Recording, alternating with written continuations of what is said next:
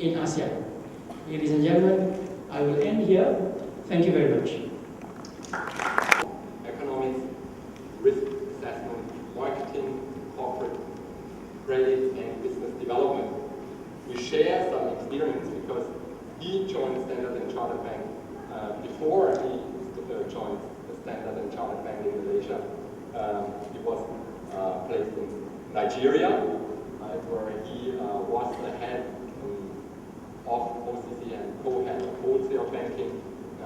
Under his leadership, the wholesale banking business in Nigeria consistently produced strong revenue growth, leading the franchise to be the top 10 wholesale banking business of the group. Prior to joining Standard & Chartered Bank, Saif started his career with the Central Bank of Zambia as an economist before he moved to Barclays Bank in Zambia and Tanzania. And he's the first Zambian I get to know. You might not have realized, however, of Indian origin. He acquired a Bachelor of Arts in Economics and Master of Arts in International Business from the US. And he's executive committee member and member of the board of the EU-Malaysian Chamber of Commerce and Industry. And his talking points would be on the role of the banking industry towards ASEAN and the region's economic integration, facilitating intra-regional trade to drive the regional economic integration, and also how this bank is participating in supporting the facilitation of trade flows and growth of local corporates domestically, but also cross-border. So, Saif Malik.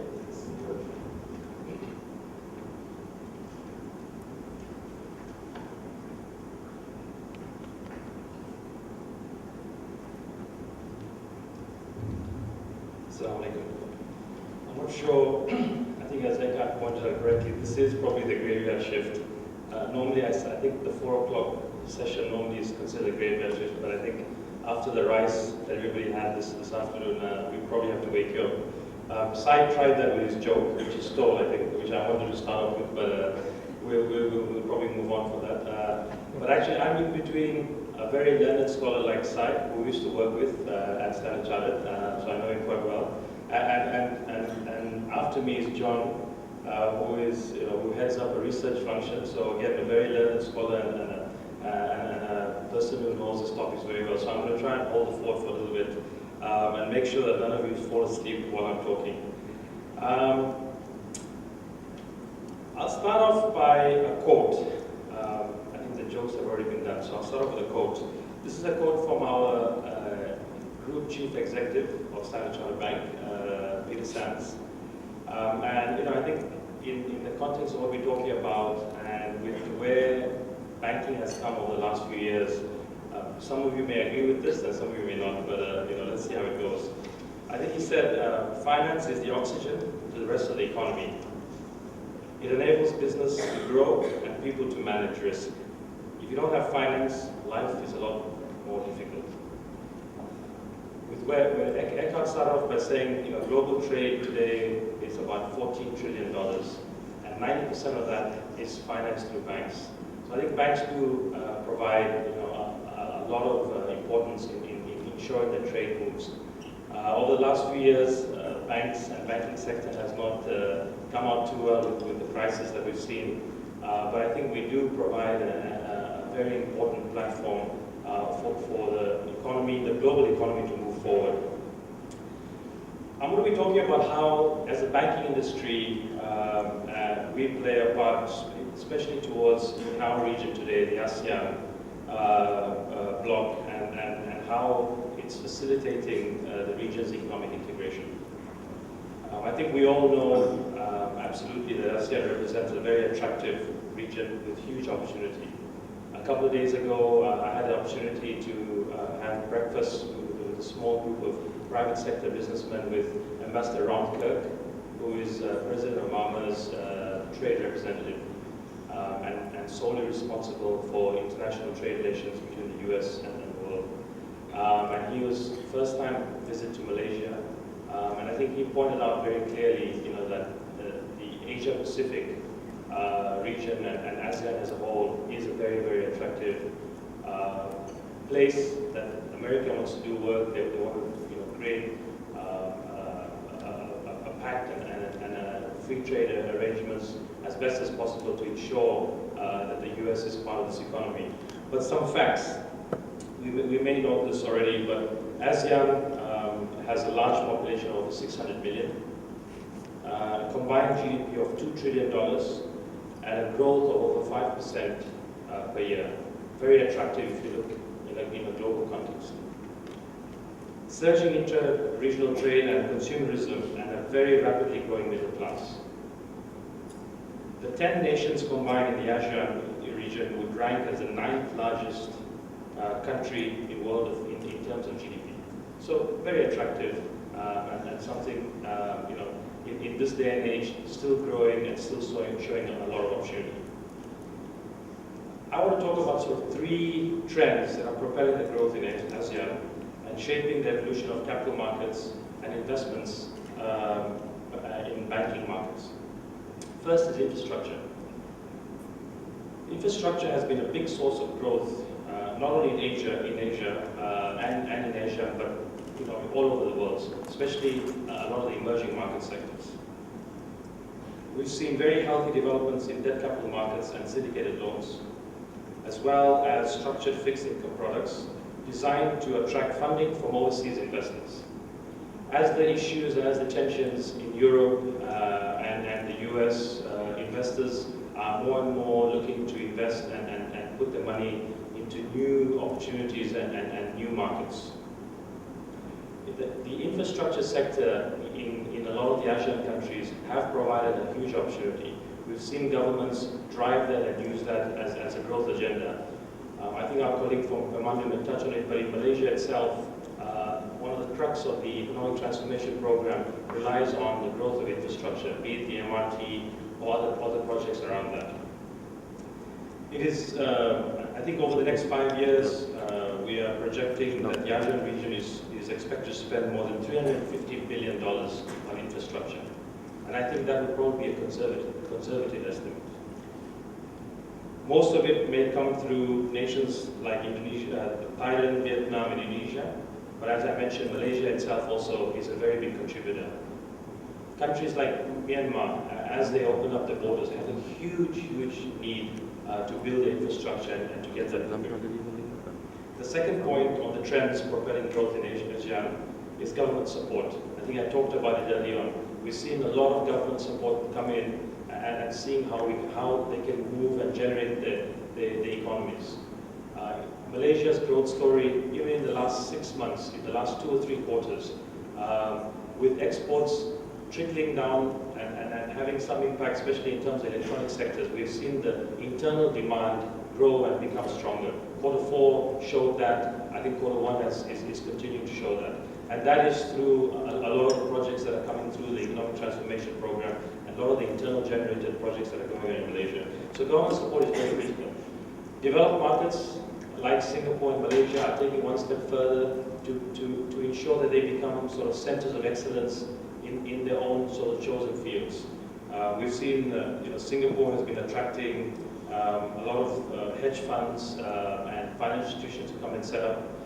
Malaysia itself is looking to make a big play on the Islamic finance side, and Malaysia is looking to become a center of excellence in Islamic finance.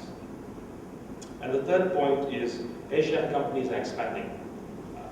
Our crux of our business is Standard Chartered Bank, and a lot of our counterparts in this market is to support our clients expand out of Malaysia. As Malaysian clients grow and become a certain size in this country, they want to flap their wings and go into other markets. We've seen a lot of banks now take on and grow into a regional capacity, and that has been a big part of our business as Malaysian clients are moving, mainly in ASEAN, but also looking to go beyond ASEAN. So that's a big part of the growth and to see how the ASEAN bloc should become stronger as the markets evolve. I think these 3 trends then lead to, as I talked about, consumerism and a dramatic rise to intra-regional trade. And this has been, we've already seen this as a success for the ASEAN economic integration, and will continue to push for that. Earlier on, just before the break, I think there was some discussions around SMEs, and I think also the local corporates. These are going to be these parts of the economy are going to be very integral parts of the success to get the inter-regional trade moving, and to ensure that the companies move from SME to larger corporates. Inter-regional trade has surged 55% between 2005 and 2010, at an annual rate of 9% over that 5-year period. This represents about a quarter of Asia's total trade, a big number.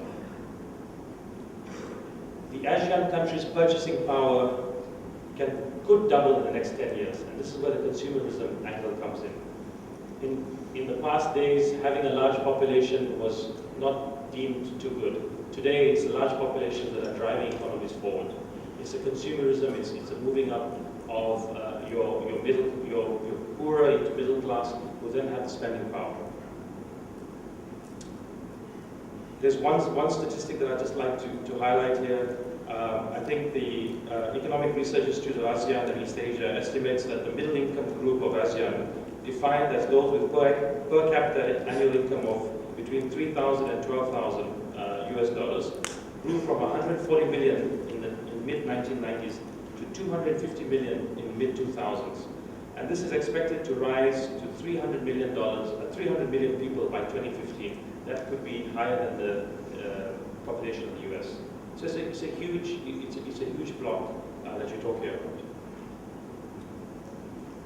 So the Southeast Asian economies are dependent on banks, and we as banks have a very big role to ensure and to be a financial intermediary and to ensure that trade carries on and grows.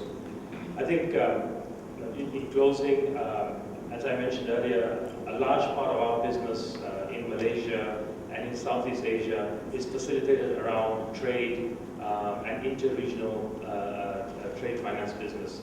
Our trade finance business is probably 40% of our revenue, our trade finance and cash management business. So it's a huge opportunity that we see and that we continue to grow. We have been involved in many cross-border transactions also in Malaysia that has helped to a large extent to facilitate this. Last year we did some transactions with Malaysian Airlines for Malaysian Airline Services, where we did the first sale and leaseback for A330 planes that they bought.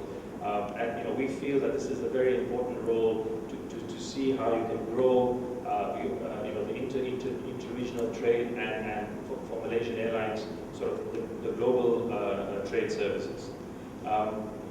For Standard Chartered Bank, our Southeast Asia market contributes nearly 30% of our total income for the group. It's a very big part of what we do. We have nearly 4 million customers in the Southeast Asian market. On our consumer banking side, we have over 400 branches.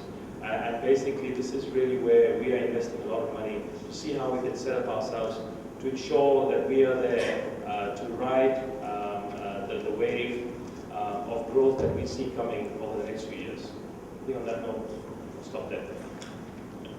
Thank you, Syed.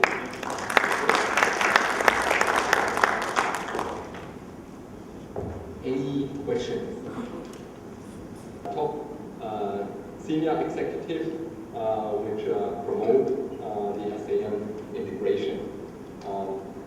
He will talk on the topics of financial trade integration, financial security cooperation, the ASEAN asset class, and ASEAN single banking framework.